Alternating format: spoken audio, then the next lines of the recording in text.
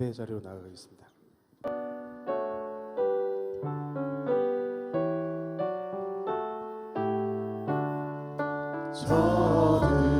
저들밖에 한밤중에 양들에 자던 독자들 전사들이 전하여 주 나신 소식 들었네. 노엘 노엘 노엘 노엘 이스라엘 왕이 나셨네. 저 동방에 별아 나가 이상한 빛을 비추어 이 땅 위에 그 영광이 나타날 징조 보였네. 노엘 노엘 노엘 노엘 이스라엘 왕이 나셨네. 그 한별이 베들레헴 향하여 바로 가더니 아기 예수 누구신지 그 위에 오자 멈췄네. 노엘 노엘 노엘 노엘 이스라엘 왕이 나셨네. 저 동방에 박사들이 새하기 보고 절하고 그 고대한 다 열어서 세 가지 예물 드렸네. 노엘 노엘 노엘 노엘 이스라엘 왕이 나셨네. 오늘은 예수님 오심을 기대하며 기도하는 대강절 네 번째 주일입니다. 홍성한 이정희 집사님 가정에서 촛불을 점화해 주시겠습니다. 홍성한 이정희 집사님은 유년부 교사와 아동부 찬양단 야시엘 부장으로 다음 세대를 섬기게 하심에 감사하며 촛불을 점화합니다.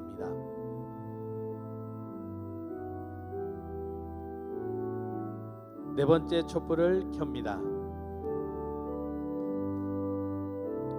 이 불은 기쁨의 빛 대신 예수님을 의미합니다. 소외되고 고난당하는 이의 친구가 되어주시고 우리를 하나님의 자녀로 불러주신 이 기쁨의 소식을 온 세상에 전합시다.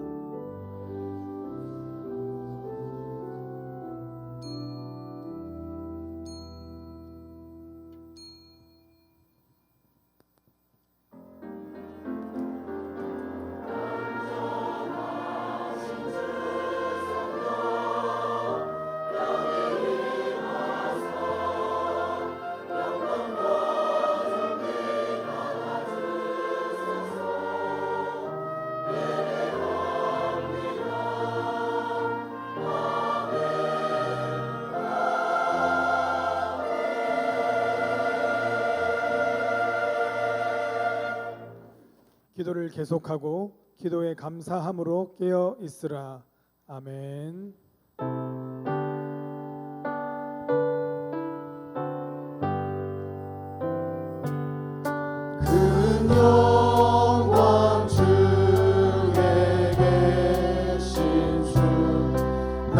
찬송합니다.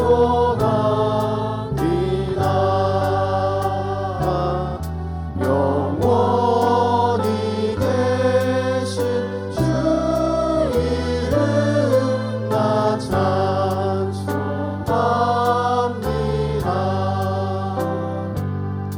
한없이 크신 능력을 나 찬송합니다.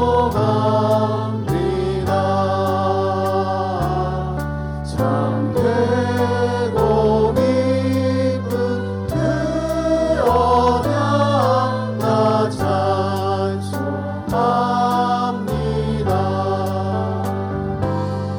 온 천지 창조하시던 그 말씀이 있어 영원히 변치 않는 줄 나 믿사옵니다.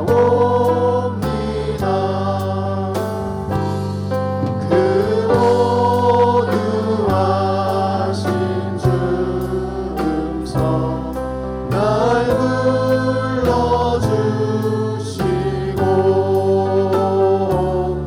그 품에 품어 주시니 나 찬송합니다.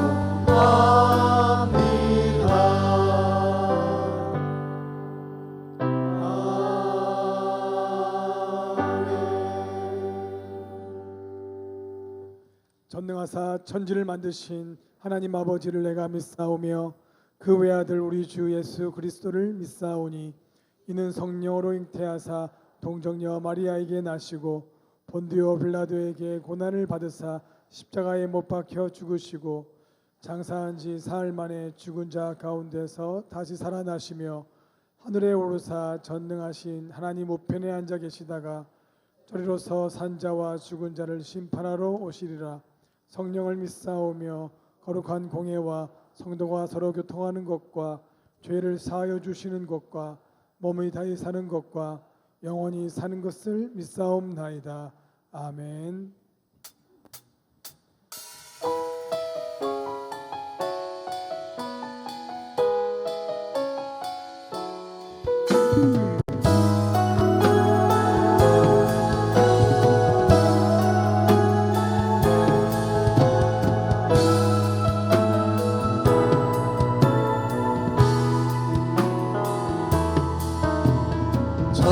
천사들의 노래가 하늘에서 들리니 산과 들이 기뻐서 메아리 처음 천사들의 노래가 하늘에서 들리니 산과 들이 기뻐서 메아리 쳐울린다.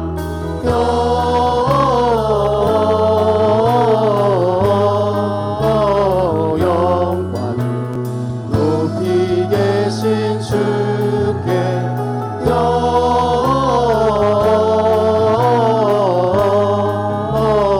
영광을 높이 계신 주님께 박수하시면서 함께 찬양합시다. 한밤중에 목자들 양떼들을 지킬 때 아름다운 노래가 전하게 들린다.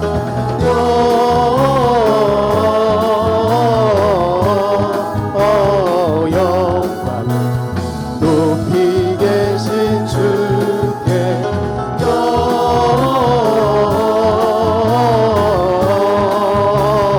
영광을 높이 계신 주님께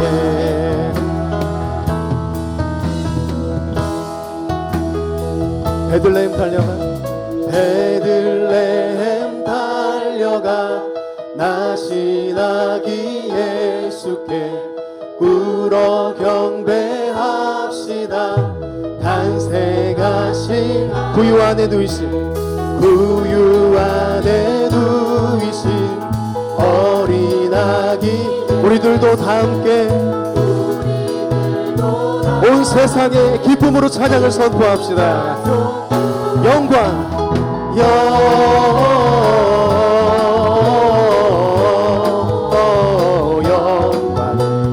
높이 계신 주께 영광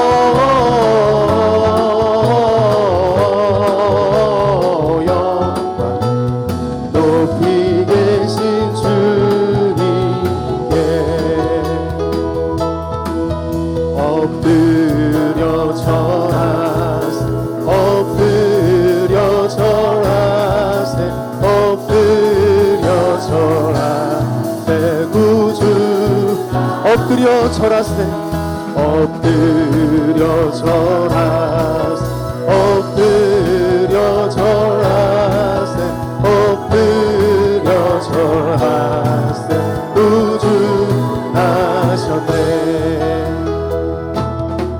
참 반가운 성도 다 이리 와서 베들레 성 안에 가봅시다.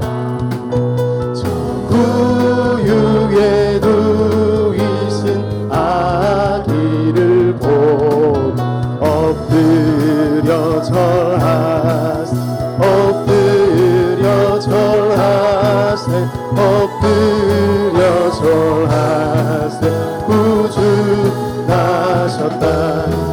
저 천사여 찬송 높이 불러서 이 광활한 천지에 울리어라.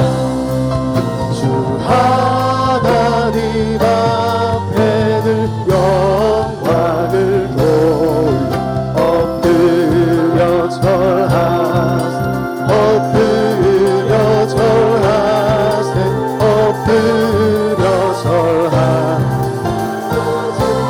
이 세상에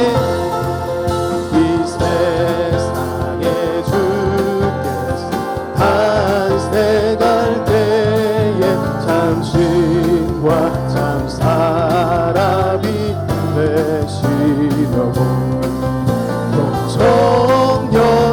정령협에서 나시었으니 엎드려 절하세 엎드려 절하세 엎드려 주님 앞에 이 시간 우리가 엎드려 경배합시다.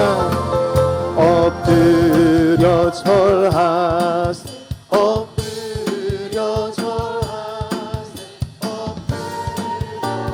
만왕의 왕은 다시 오십니다. 주님 한 분만 경배합시다. 엎드려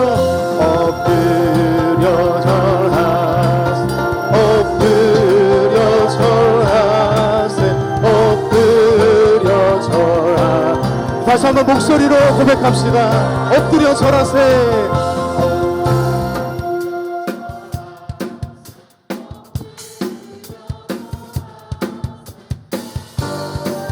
이 세상의 평화의 왕으로 오신 주님 앞에 엎드려 절하세 엎드려 절하세 엎드려 절하세 엎드려 절하세 구주 나셨네. 할렐루야. 영광의 박수를 드리겠습니다. 주님을 환영합니다. 아멘.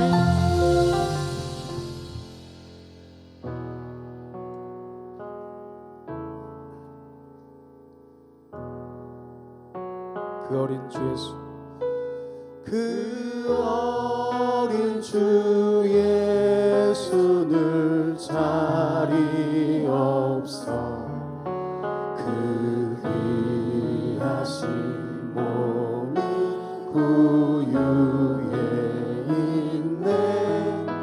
저 하늘의 별들 반짝이는데 그 어린 주 예수 골 위에 자네.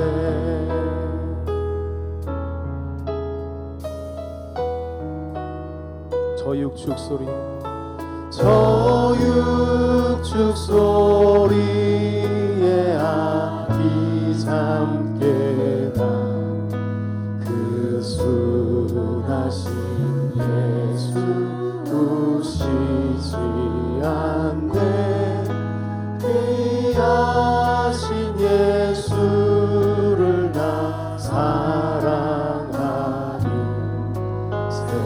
새날이 밝도록 함께 하소서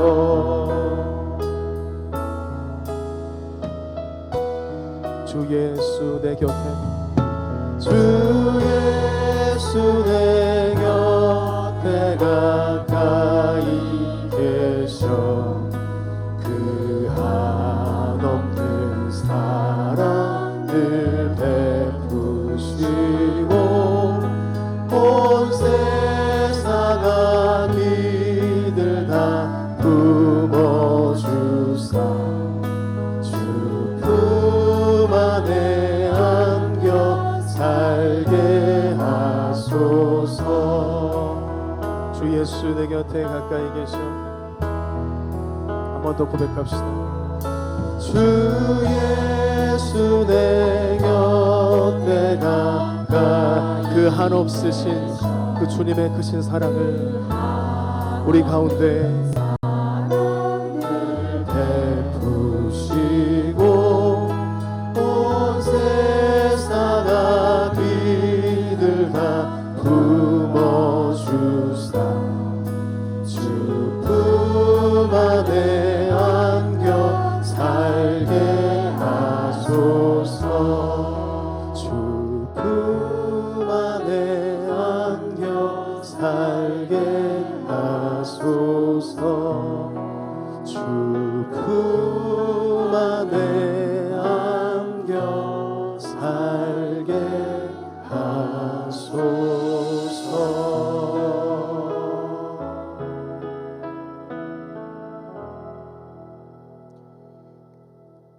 거룩하신 하나님 아버지, 오늘 또 하나님을 사랑하며 하나님께 영광 돌리기를 원하옵나이다.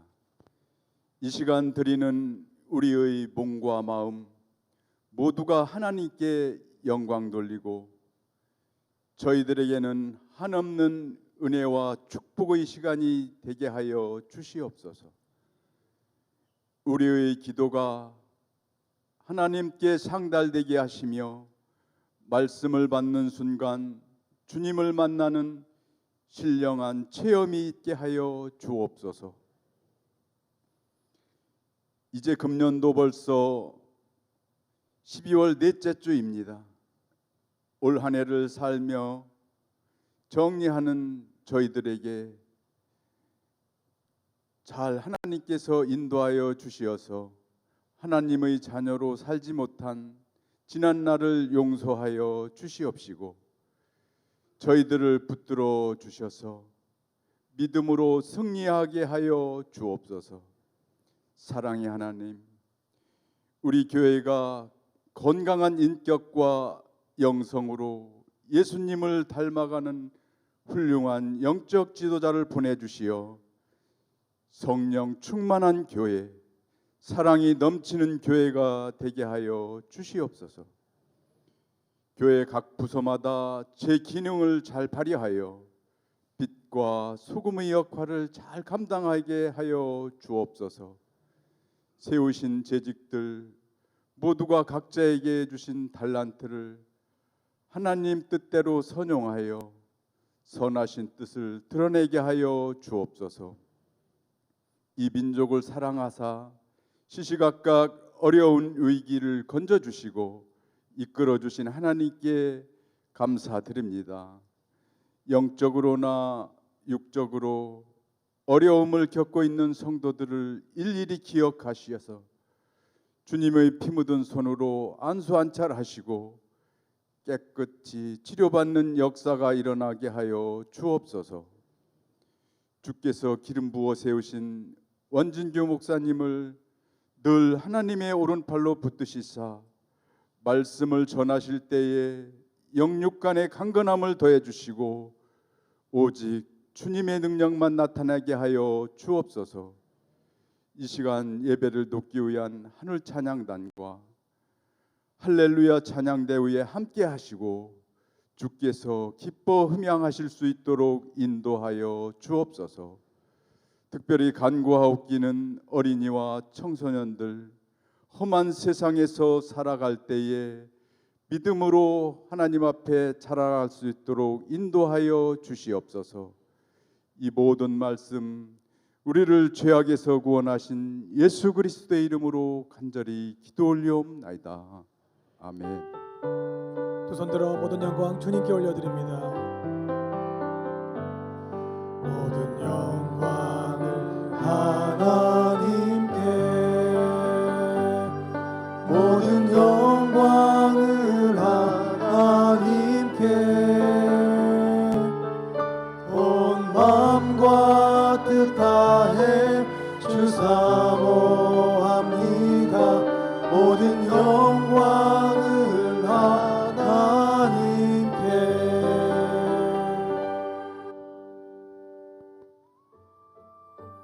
12월 24일 교회 소식입니다. 12월 25일 월요일은 성탄절입니다. 오전 9시와 11시에 예배가 있습니다. 송구 영신 예배가 12월 31일 주일 오후 11시 대예배실에서 있습니다.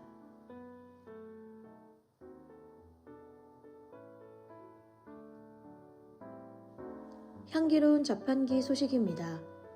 장재광 청년, 한국방송통신대학교 주관 교양강좌 미디어 강사로 강의 잘 마치게 하심 감사하여. 강순희 권사, 사업장 이도국어 논술학원 확장 이전 감사하여. 김정희 집사, 딸 김혜진 국가직 지역인재 구급 합격 감사하여.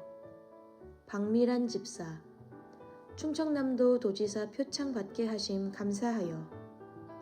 장승률 성도, 강혜진 성도, 아들 장하민 건강히 태어나게 하심 감사하여 차를 대접합니다. 지금까지 교회 소식이었습니다. 마태복음 25장 1절로 13절 교독하시겠습니다. 그때 천국은 마치 등을 들고 신랑을 맞으러 나간 열 처녀와 같다 하리니, 그 중에 5은 미련하고 5은 슬기 있는 자라.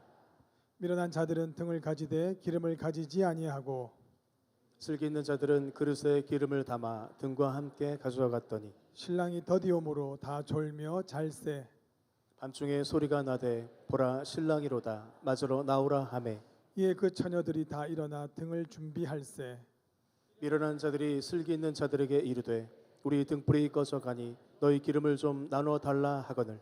슬기 있는 자들이 대답하여 이르되 우리와 너희가 쓰기에 다 부족할까 하노니 차라리 파는 자들에게 가서 너희 쓸 것을 사라 하니, 그들이 사러 간 사이에 신랑이 오므로 준비하였던 자들은 함께 혼인잔치에 들어가고 문은 닫힌지라. 그 후에 남은 처녀들이 와서 이르되 주여 주여 우리에게 열어 주소서. 대답하여 이르되 진실로 너희에게 이르노니 내가 너희를 알지 못하노라 하였느니라. 다 같이 그런즉 깨어 있으라. 너희는 그날과 그때를 알지 못하느니라. 아멘.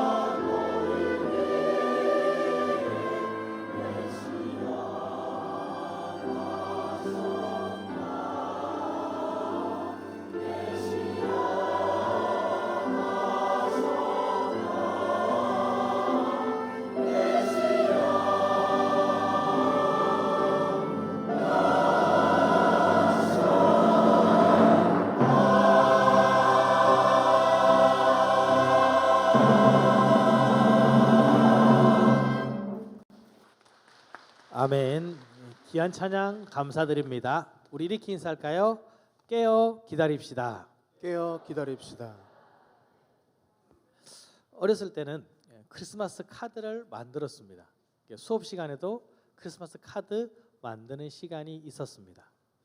그래서 막 적어서 친구들한테 주고 막 인사하고 그랬는데요.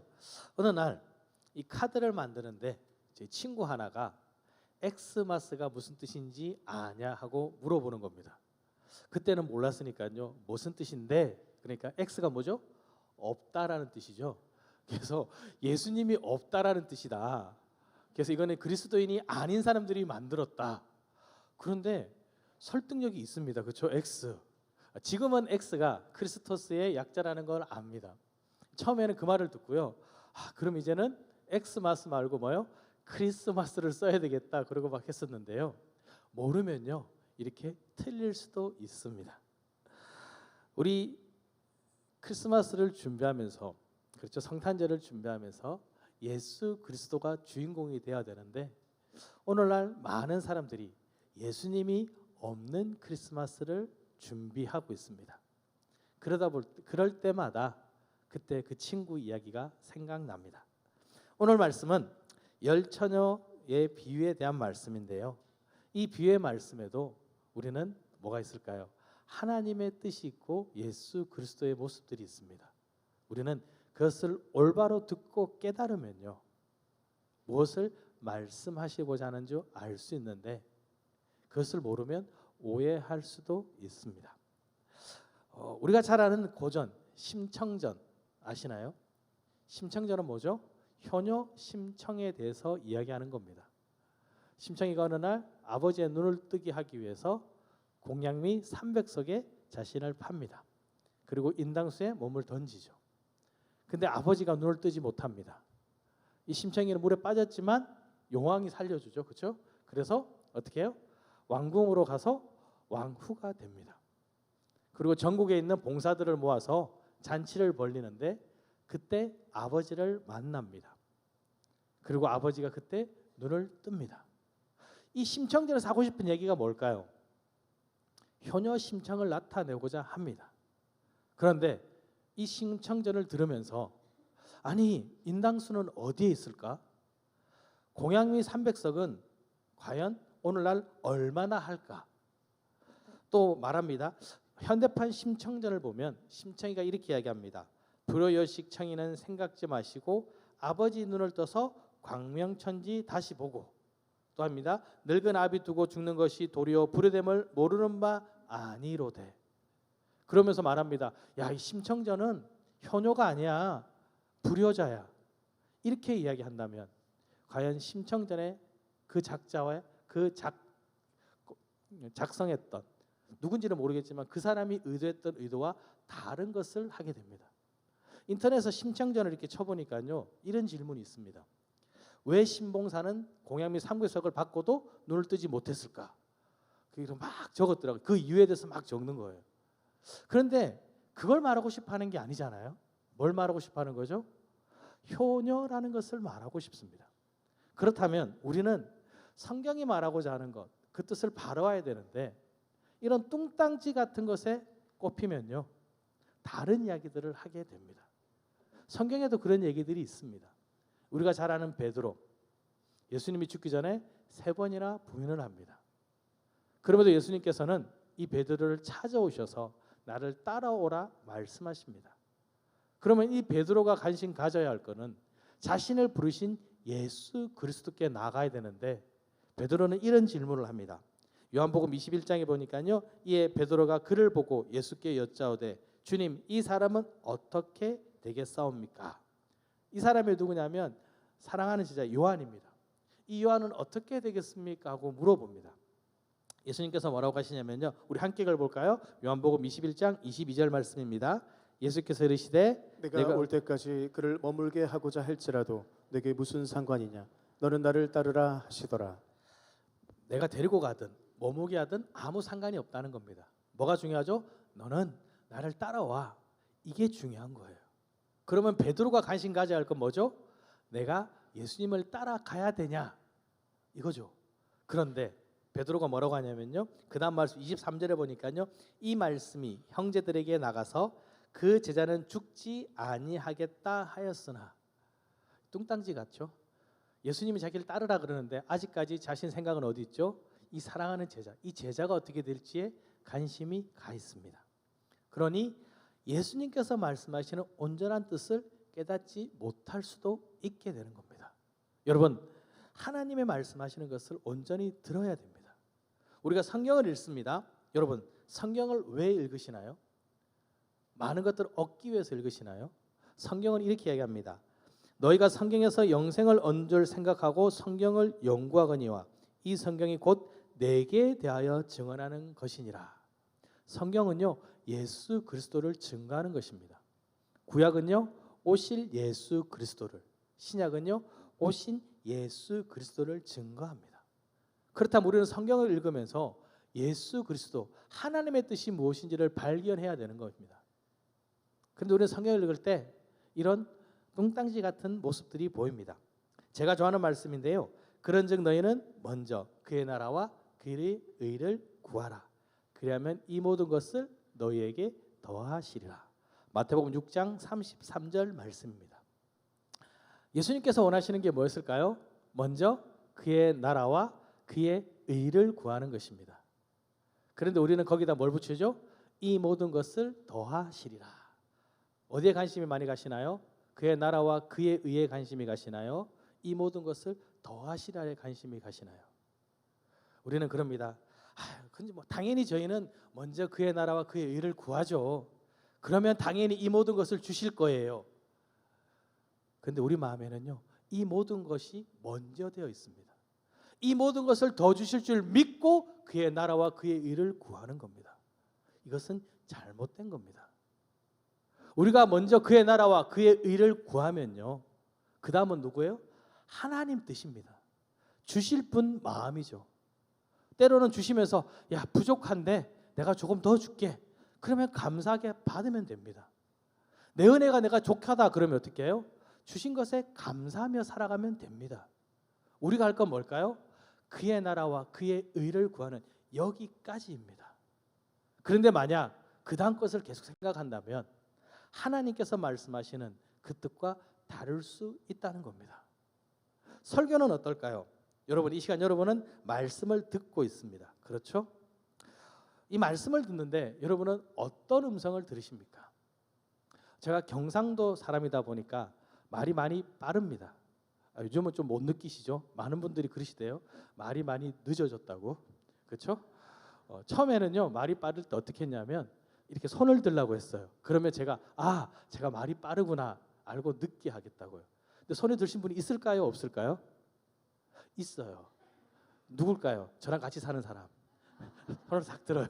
그래서 감사했어요. 아니, 손을 좀 들어주면 알겠는데 너무 집중하시면 아무도 안 듣는 거예요. 다 이렇게. 그러고 나중에 그러셔요. 뭐라고 하셨어요? 중요한 거는요, 제 목소리를 듣는 것이 아니라 누구요? 하나님의 음성을 듣는 것이 중요합니다. 데살로니가전서 2장 13절 말씀 우리 함께 읽어보겠습니다.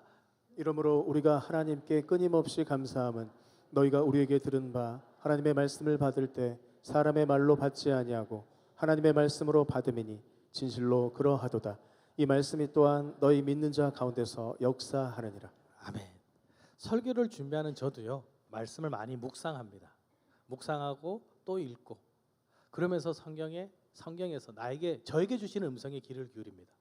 여러분 또한 제 음성을 듣는 것이 아니라 좋은 얘기를 듣는 것이 아니라요, 지금 여러분에게 말씀하시는 그 하나님의 음성을 들으셔야 합니다. 그렇기 위해서 지금 이 자리에 계신 겁니다. 제 이야기를 들으려면요, 저랑 따로 만나면 돼요. 그게 아니잖아요. 지금 여러분에게 하나님은 말씀하고 계십니다.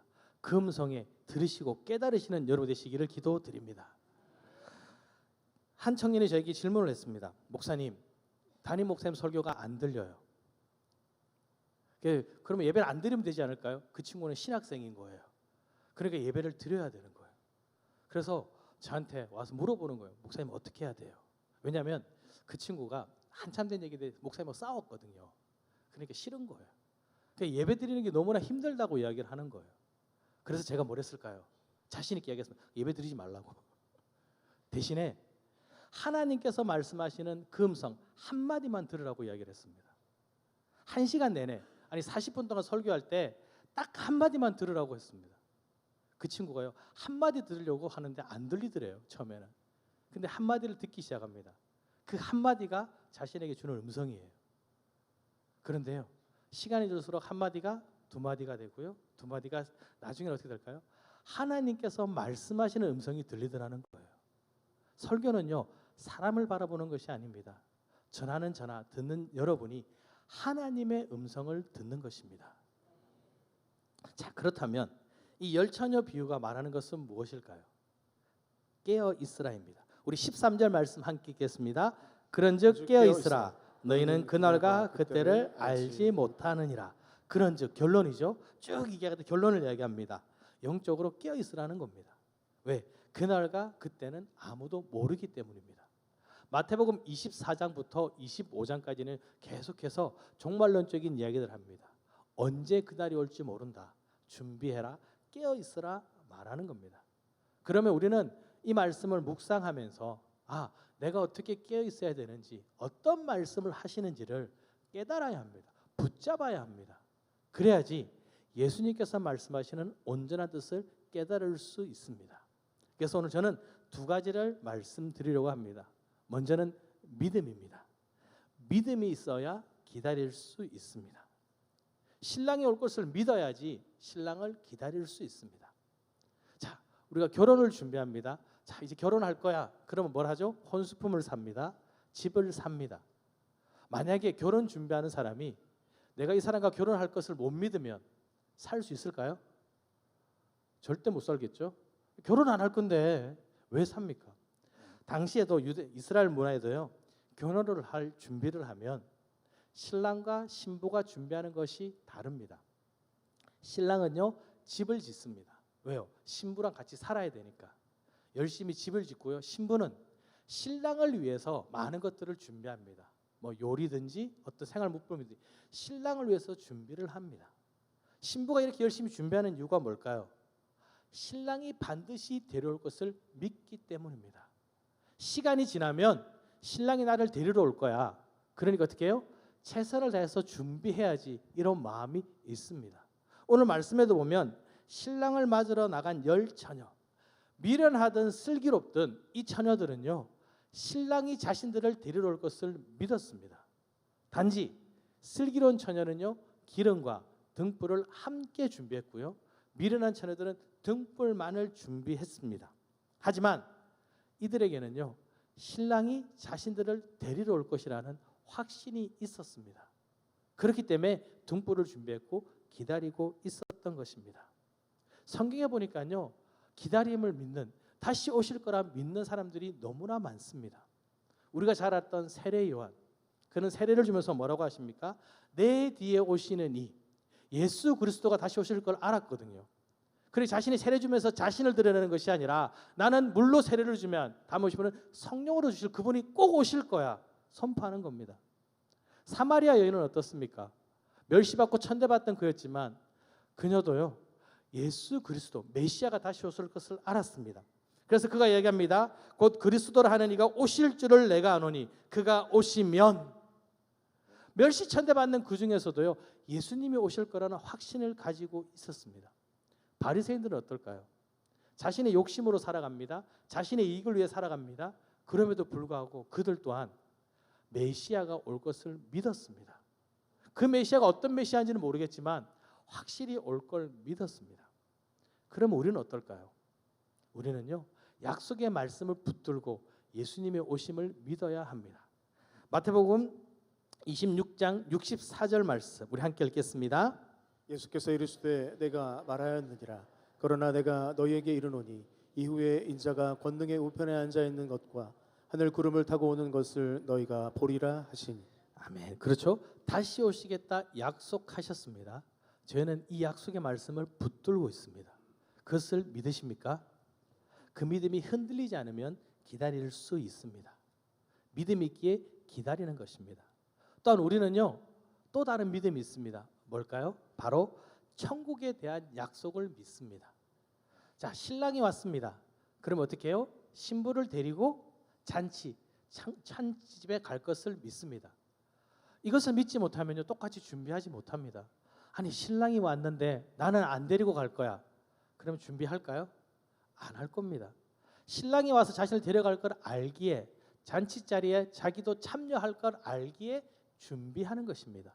이것을 우리는 뭐라고 할까요? 천국의 소망이라고 이야기합니다. 그렇죠? 예수님께서 나를 부르셔서 저 하나님 나라의 천국의 나를 부르실 거야. 내 집이 거기 있어. 라는 약속을 믿으니까 기다릴 수 있는 겁니다. 이 약속을 믿으면요, 세상의 어떤 어려움과 고난 속에서도 이겨낼 수 있습니다. 스데반 집사를 보십시오. 돌을 맞습니다. 자신을 핍박하는 그들을 바라봅니다. 그런데 뭐라고 합니까? 주 예수여, 내 영혼을 받으시옵소서. 주님, 이 죄를 그들에게 돌리지 마옵소서. 이 땅의 고난이 중요한 것이 아니라 나에게 준 천국의 소망이 있으니까요, 하늘나라를 바라보니까요, 이겨낼 수 있는 겁니다. 그 약속을 누가 하셨을까요? 예수님께서 우리에게 약속하셨습니다. 함께 읽어볼까요? 요한복음 14장 2절 3절 말씀입니다. 내 아버지 집에 거할 곳이 많도다. 그렇지 않으면 너희에게 일렀으리라. 내가 너희를 위하여 거처를 예비하러 가노니 가서 너희를 위하여 거처를 예비하면 내가 다시 와서 너희를 내게로 영접하여 나 있는 곳에 너희도 있게 하리라. 여러분 어떠세요? 약속의 말씀이 기억나시나요? 그럼 그 약속의 말씀을 붙드세요. 그러면요, 기다릴 수 있는 힘이 생깁니다. 천국의 소망을 가지십시오. 그럼 세상의 그 어떤 것도 우리를 넘어뜨릴 수 없습니다. 왜냐하면 우리는 예수 그리스도, 신랑 대신 예수 그리스도를 믿기 때문입니다. 그분이 어떤 분입니까? 세상에 둘도 없는, 나를 사랑하시는 분이 아니십니까? 하나님의 아들이심에도 불구하고 나를 위해 이 땅에 오신 분입니다. 나를 위하여 십자가에 달리셨고요, 그 십자가에서 나의 모든 죄를 용서해 주신 바로 그분입니다. 우리는 그분을 믿습니다. 그러니 그 믿음으로 승리하시는 여러분 되시기를 기도합니다. 자, 그러면 과연 언제 오실까요? 누가 그러시대요? 내일 오실 거라고. 그렇죠? 내일 성탄절이니까. 자, 언제 오시느냐? 13절입니다. 너희는 그날과 그때를 알지 못하니라. 언제 오는지 저도 궁금합니다. 알고 싶어합니다. 그런데 아무도 모르는 거예요. 마태복음 24장 36절에 보니까요, 그러나 그날과 그때는 아무도 모르나니 하늘의 천사들도 아들도 모르고 오직 아버지만 아시느니라. 다시 이스라엘 결혼 문화로 넘어갑니다. 자, 신랑이 뭘 짓는다고요? 집을 짓고 있습니다. 집을 막 짓고 있다가 아버지가 보는 거예요. 야, 이 정도면 집이 다 지어졌네? 그러면 아들한테 이야기합니다. 너 신부 데리고 와. 누구 뜻이죠? 아버지의 뜻이에요. 아들은 뭐 하고 있죠? 집을 열심히 짓고 있습니다. 아버지가 고난이 있는 거예요. 그러니 아무도 그때는 모르는 겁니다. 그러니 아버지 허락할 때까지 우리는 믿음으로 어떻게 해요? 슬기롭게 기다려야 하는 것입니다. 믿음을 붙들고요. 자, 그러면 이제 믿음을 붙들었으니 어떻게 기다린다고요? 슬기롭게 기다려야 합니다. 어떻게 슬기롭게 기다려야 할까요? 5절에 보니까요, 신랑이 더디 오므로 다 졸며 잘세. 미련한 처녀도, 그렇죠, 슬기로운 처녀도 어떻게 해요? 다 졸고 자고 있어요. 슬기롭다고 안 자는 게 아니더라고요. 자고 있더라고요. 세번역 성경에는 이렇게 있습니다. 신랑이 늦어지니. 자, 여기 생각해 봅니다. 누구 입장에서 늦어진 걸까요? 아버지 입장에서인가요? 누가 보내셨죠? 아버지가 지금 보낸 거예요. 누가 늦었을까요? 신부 입장에서 늦게 오는 거예요. 왜 이렇게 늦게 오실까요? 그때도 모르면서. 어떤 사람들이 그렇게 하죠. 요즘은 종말의 때라고, 때가 다 됐다고. 어떻게 할까요? 성경에 있지 않냐고. 아니에요. 그때와 그 시는 누가 알아요? 오직 아버지만 아시는 겁니다. 그러면 지금 늦게 오시잖아요. 그럼 늦게 오시는 이유가 있을 거 아니에요. 찾아볼까요? 베드로후서 3장 9절 말씀입니다. 주의 약속은 어떤 이들이 더디다고 생각하는 것 같이 더딘 것이 아니라 오직 주께서는 너희를 대하여 오래 참으사 아무도 멸망하지 아니하고 다 회개하기에 이르기를 원하시느니라. 아멘. 언제든지 오실 수 있습니다. 그런데요, 하나님께서 원하시는 것은요, 징계가 아니시거든요. 하나님께서 원하시는 건요, 모든 사람이 구원에 이르기를 원하십니다. 그러니 한 영혼이라도 더 구원하기를 원하시는 겁니다. 하나님께서 빨리 오시길 원하세요? 그러면요, 열심히 전도하시면 됩니다. 이 땅 모든 곳곳에 복음이 선포되고 모두가 하나님의 자녀가 되면, 그래 지금 보낼게 하고 보내실 거예요. 물론 이것도 제 생각일 뿐입니다. 왜? 하나님만이 결정하시는 거니까요. 그럼에도 우리가 복음 전도에, 복음 선포에 앞장선다면 그날이 조금이라도 더 빨리 오지 않을까요? 여러분만 기다리시는 것 같죠? 빨리 오시기를 기다리시는 것 같죠? 아닙니다. 하나님께서도요, 여러분을 기다리고 계십니다. 조금 더 하나님 앞에 놓기를, 조금 더 말씀에 순종하기를, 조금 더 빨리 만나기를 기다리고 계십니다. 아버지를 생각해 보세요. 집을 짓는 아들을 봅니다. 어떤 생각을 할까요?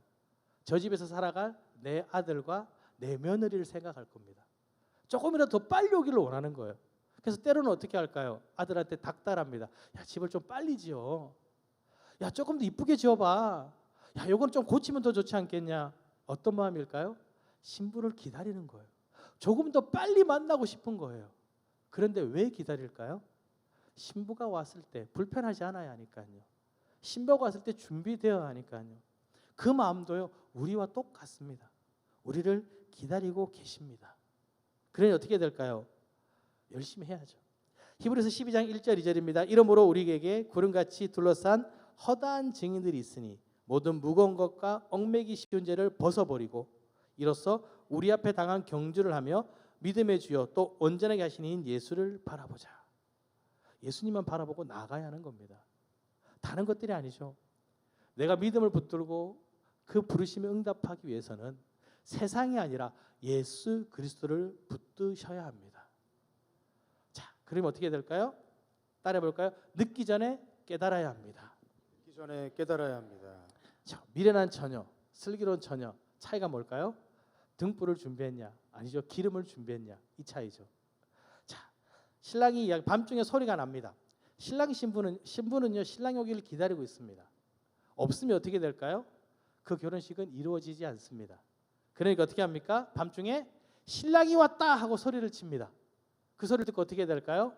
일어나서 신랑을 맞이하러 나가야 합니다. 근데 눈을 떠보니까 등불에 불이 줄어들고 있습니다. 슬기로운 처녀들은 기름이 있으니까 채우면 되는데 미련한 처녀들은 기름이 없습니다. 자기 전에 한 번 더 확인했다면 기름을 채울 수 있었지 않을까요? 아니면 소리가 나기 전에 그때 조금 더 일찍 준비했더라면 괜찮지 않았을까요? 소리가 나기 전에 우리는 우리 자신을 돌아봐야 합니다. 나는 과연 예수님 맞을 준비가 되어 있는가? 지금 오시더라도 부족함이 없는가? 나는 어떻게 해야 되는가? 아니 목사님 어떻게 준비했는지 가르쳐 주셔야죠. 이미 많이 선포했잖아요. 말씀 우리가 듣지 않습니까? 매일매일 성경을 통해 말씀을 받지 않습니까? 성경에서 말하고 있는 그대로 살아가라고 말하고 있습니다. 그렇게 살아갔고요. 그렇게 살아야 하는 것입니다. 안 들리는 것이 아니라요. 내가 듣지 않고 결단하지 못한 것뿐입니다. 내가 지금 결단해야 하고요. 내가 지금 말씀에 순종해야 하는 것입니다. 그래야지 그 음성이 나의 삶을 변화시키고요. 내가 하나님 앞에 온전한 모습으로 나아갈 수 있는 겁니다. 지금입니다. 지금 듣고 지금 결단하지 않으면요. 늦게 되는 것입니다. 마태복음 24장 25절은 계속해서 그런 얘기를 하고 있다고 그랬죠. 마태복음 24장 38절 39절에 보면 홍수전에 노아가 방주에 들어가던 날까지 사람들이 먹고 마시고 장가들고 시집가고 있으면서 홍수가 나서 그들을 다 멸하기까지 깨닫지 못하였으니 인자의 인함도 이와 같으리라. 모르는 것이 아니라요. 안 들리는 것이 아니라 들어도 어떻게 해요? 내가 바뀌지 않는 것입니다. 노아의 홍수 때를 생각해 보세요. 노아가 방주를 짓습니다. 숨어서 지었을까요? 그 큰 것을? 노아가 방주 짓는 걸 사람들이 봤겠죠? 노아가 이야기했을 겁니다. 아무것도 아니야? 아니죠. 하나님께서 홍수를 주실 거야. 회개해서 빨리 구원받아야 돼. 사람들이 뭐라고 할까요? 안 믿는 겁니다. 못 듣는 게 아니라 안 듣는 게 아니라 들어도 안 바뀌려고 하는 겁니다. 그러니까 어떻게 합니까? 홍수가 나기 전까지도 어떻게 해요? 먹고 마시고 장가들고 시집가고 하는 겁니다. 비가 내려요. 어떤 생각을 했을까요? 홍수다? 아니죠. 야, 언제나 오는 비가 오네. 홍수가 나는 그때까지도요 깨닫지 못하는 겁니다. 이미 늦어버린 거죠. 여러분, 지금 말씀하시는, 여러분에게 말씀하시는 하나님의 음성에 귀를 기울이시기를 기도드립니다. 계속해서 말씀하십니다. 내가 듣고 변화돼야 됩니다. 내가 결단해야 됩니다. 늦기 전에 변하지 않으면요 듣고 깨닫지 못할 때가 옵니다. 후회할 때가 옵니다. 그 전에 듣고 깨달아야 하는 것입니다. 지금도 말씀이 선포되고 있습니다. 지금도 말씀을 읽고 있습니다. 나에게 말씀하시는 그 하나님의 음성에 귀를 기울이시고 듣고 깨달아 순종하시는 여러분 되시기를 기도드립니다. 8절부터 10절 말씀에 보면요, 우리 함께 읽어볼까요? 미련한 자들이 슬기 있는 자들에게 이르되 우리 등불이 꺼져가니 너희 기름을 좀 나눠 달라 하거늘 슬기 있는 자들이 대답하여 이르되 우리와 너희가 쓰기에 다 부족할까 하노니 차라리 파는 자들에게 가서 너희 쓸 것을 사라 하니 그들이 사러 간 사이에 신랑이 오므로. 자, 미련한 자들은 기름을 준비하지 못했습니다. 그래서 어떻게 합니까? 슬기로운 처녀들에 가서 야, 기름 좀 나눠줘라고 이야기를 합니다. 그런데 이 슬기로운 처녀들이 생각하기에 우리가 같이 쓰기에는 부족하다고 느꼈습니다. 그리고 확신했죠. 그러니까 어떻게 해요? 야, 그러지 말고 파는 자에 가서 너희 쓸 것을 사라. 미련한 처녀들도 이것을 공감합니다. 그러니까 어떻게 해요? 기름을 사러 가는 거예요. 싸우는 게 아니라 같이 쓰기에는 부족한 걸 아는 거예요. 그러니까 물건을 사러 갑니다.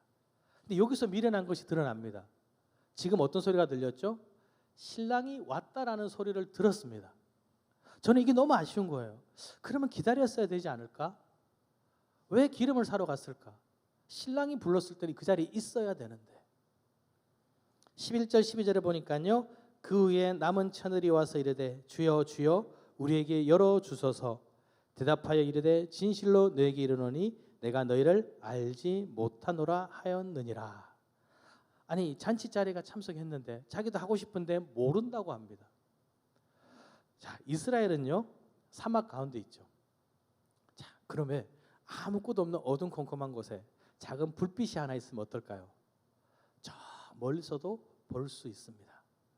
아, 너희 늦었어. 문을 딱 여는 순간에 이 처녀들은 들어올 수 있습니다. 또 누가 볼까요? 저 멀리서 강도들이 그 불빛을 봅니다. 저 집은 저렇게 밝지? 분명히 무슨 일이 있구나. 강도들이 그 잔치집에 들어옵니다. 그리고 모든 것을 빼앗아 갑니다. 그러니 이 신랑은 누구를 보호해야 될까요? 신부들과 온 잔치 자리에 참여한 모든 사람을 보호해야 되는 겁니다. 이들을 위해서 문을 열어줄 수 있을까요? 없습니다. 빛이 새어나가지 않도록 다 막은 겁니다. 왜? 이들이 소중하니까요. 이들이 기뻐하고 있으니까요. 그런데 처녀들이 왔습니다. 문을 열어달라고 합니다. 먼저는 이 처녀들이 정말 그들인지 알 수가 없습니다. 또한 뭘까요? 자신들만 왔는지 아니면 강도들과 함께 왔는지 알 수가 없는 겁니다. 그러니 문을 열어줄 수가 없습니다. 왜? 지금 안에 있는 이 사람들이 너무나 소중한 사람들이니까요. 그들을 그는 보호해야 합니다. 그들과 함께 해야 됩니다. 그러니 우리는 늦지 말고 어떻게 해야 될까요? 잔치 자리에 참여해야 됩니다. 잔치 자리에 참여하면 신랑이 우리를 책임지고 보호해 줍니다. 여러분, 믿음으로 기다리십시오. 영적으로 깨어 기다리십시오. 신랑이 부르면 응답하셔서 정말 그 잔치 자리에 함께 참여하시는 여러분 되기를 기도드립니다. 우리의 소망은요 천국에 있습니다. 그 잔치 자리에 있습니다. 그러니 듣고 깨달아서 준비해서 그 자리에 참여하시면요 신랑과 함께 기뻐 찬양할 수 있는 것입니다. 우리는 이것을 깨달아야 합니다. 하나님께서는 지금 이렇게 말씀하시는 겁니다. 나와 함께 잔치 자리에 참여하자. 여러분, 영적으로 깨어 준비하시길 바랍니다. 하나님이 나에게 말씀하시는 그 음성에 귀를 기울이시길 기도드립니다. 그래서 듣고 깨달아 하나님의 자녀로서 믿음의 경주에 승리하시는 여러분 되시기를 기도드립니다. 이 시간 함께 기도하길 원합니다. 하나님, 내가 주님의 음성을 듣고 깨닫는 자가 되게 하여 주시옵소서. 말씀으로 승리하는 자가 되게 하여 주시옵소서. 그래서 주님 부르시는 그날 잔치 자리에 함께 참여하여 함께 기뻐하며 즐거워하는 자가 되게 하여 주시옵소서. 우리 주님 크게 세 번 부르짖고 통성으로 기도하시겠습니다. 주님, 주님,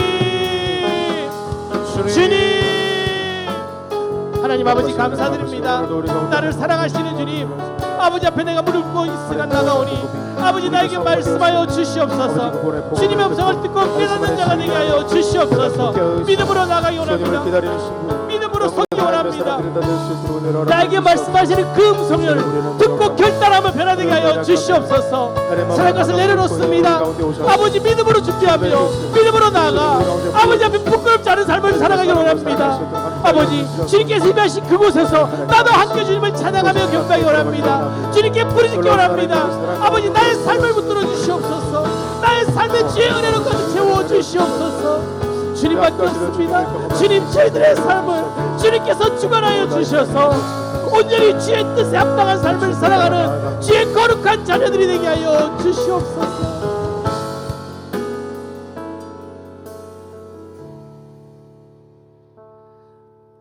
하나님 아버지 감사드립니다.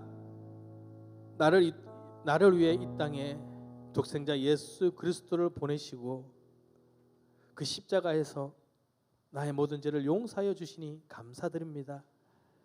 이제는 나를 위한 삶이 아닌 다시 오실 예수 그리스도를 기다리는 믿음으로 살아가게 하여 주시옵소서. 나에게 말씀하시는 그 음성을 듣고 깨닫게 하여 주시옵소서. 그 믿음을 강하게 붙들고 흔들리지 않도록 아버지 믿음의 경주에서 승리하는 자들이 되게 하여 주시옵소서. 주님, 제가 지금 결단하길 원합니다. 지금 주님 앞에 더 나아가길 원합니다. 주님, 나의 생각과 뜻이 아니라 그 말씀을 통해서 아버지의 뜻대로 살아가는 저희들이 되게 하여 주시옵소서. 순종하며 살아가도록 나를 붙들어 주시옵소서. 주님, 이 시간 아파하는 주님의 자녀들을 기억하여 주시옵소서. 그들에게도 말씀하셔서 말씀을 통하여 참된 위로를 주시고 말씀대로 임하셔서 그들에게 아버지 치유의 은혜를 허락하여 주시옵소서. 그들의 삶 가운데도 감사의 고백이 넘쳐날 수 있도록 주님의 은혜를 부어 주시옵소서. 주님, 저희들 주님의 자녀들입니다. 그러니 주님, 저희들의 삶 주님께서 붙들어 주시옵소서. 예수 그리스도 이름으로 기도드립니다.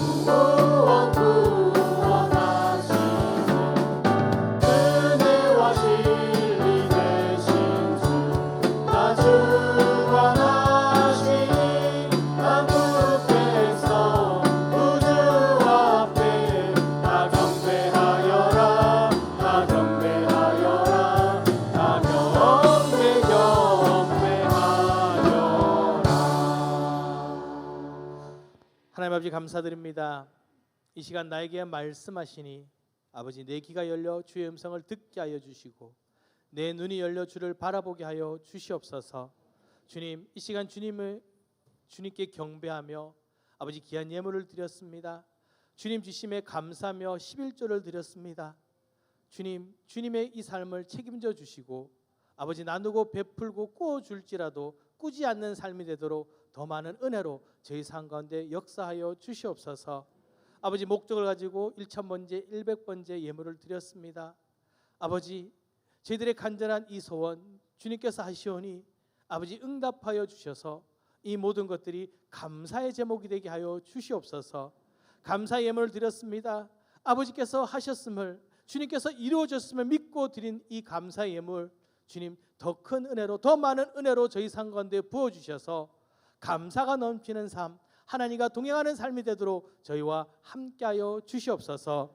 지금은 우리를 사랑하셔서 자신의 목숨으로 우리의 죄를 사하신 예수 그리스도의 은혜와 우리의 작은 신임에도 응답하시며 나를 꼭 안아주시며 사랑한다 말씀하시는 하나님의 그 크신 사랑과 언제나 나와 함께 하시며 나에게 힘과 능력을 주시는 성령님의 교통하심이 주님의 말씀대로 살아가고자 하는 우리들 머리 위에 지금부터 영원히 함께 하기를 간절히 축복 기도 드립니다.